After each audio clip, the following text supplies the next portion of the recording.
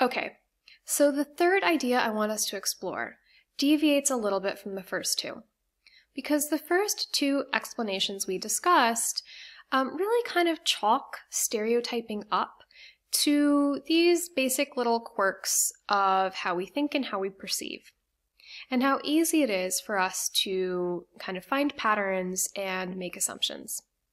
But all of that is kind of value neutral. It could be positive, it could be negative.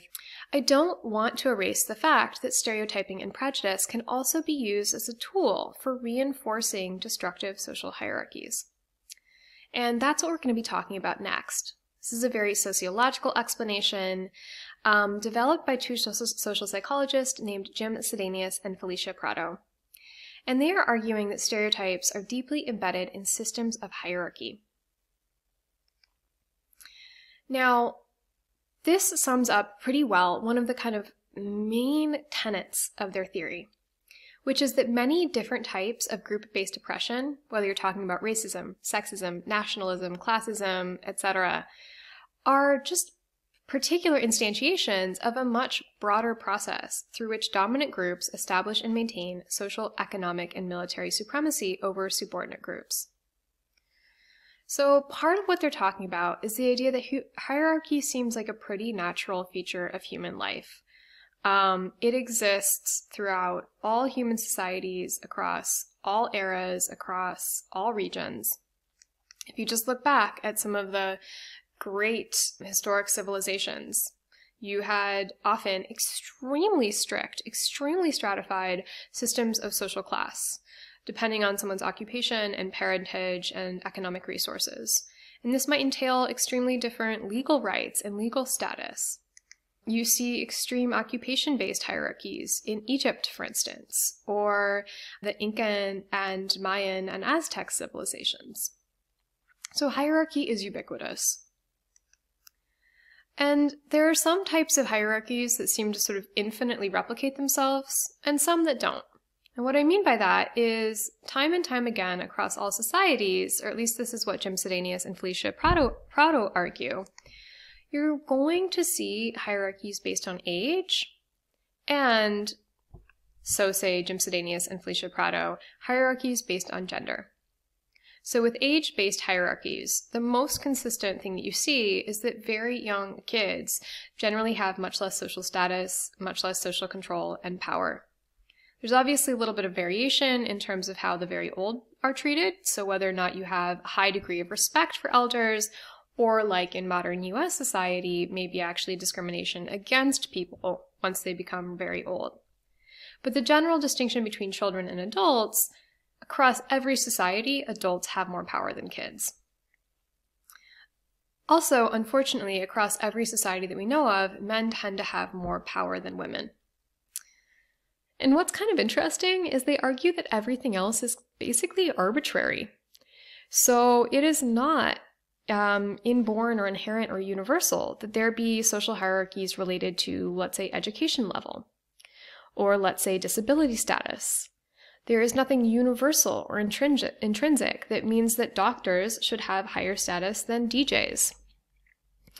Almost every society does have some of what Sidanius and Prado call quote-unquote arbitrary set hierarchies, meaning all this other additional stuff.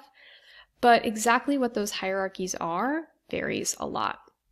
So, what's also really interesting is that Sidanius and Prado argue that people really vary in how much they tend to like and be attracted to these kind of hierarchies. And having a strong desire for hierarchy is something that they call social dominance orientation.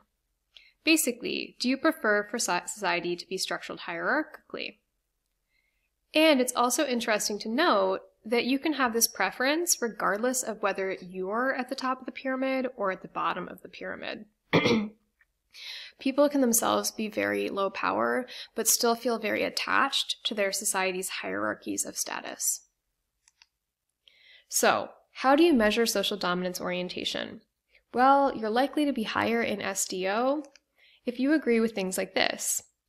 In getting what you want, it's sometimes necessary to use force against other groups. It's okay if some groups have more of a chance of getting ahead in life than others. You'd be less likely to be high in SDO if you agree with items like this. all groups should be given an equal chance in life, or no one group should dominate in society.